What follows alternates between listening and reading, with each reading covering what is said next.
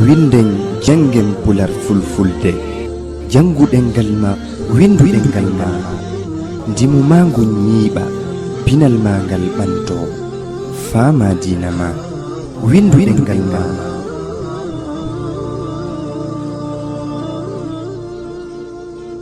Fuuta Jallo men mantoray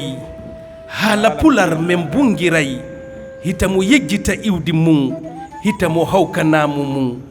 ko muynaɗam bolcete ko e kingal rewtete pullo e puutoru hino waywa juulirde e soruru haala men ko aala men ɗum ko maku mawɓe men haala men ko aala men ɗum noyyaka seede men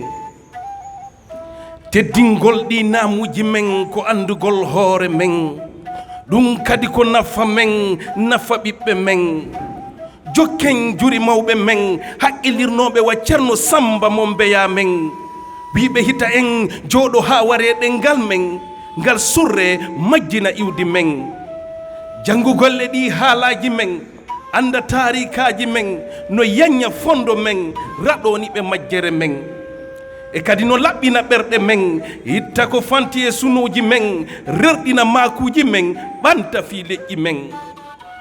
ko accunoɗen ñamude lakkere men heege e ñabbeli ɗuuɗi ka men ruttoɗen tuten ne en daabeji remen fiyo o bone iwka men ɓortoɗayno no yeesoɓe dawla men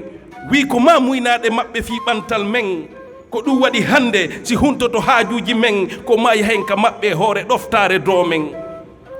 kono adden gande ɓantal ka men firen e ɗenɗe men jaaji men ɗum wonay sabu polgal men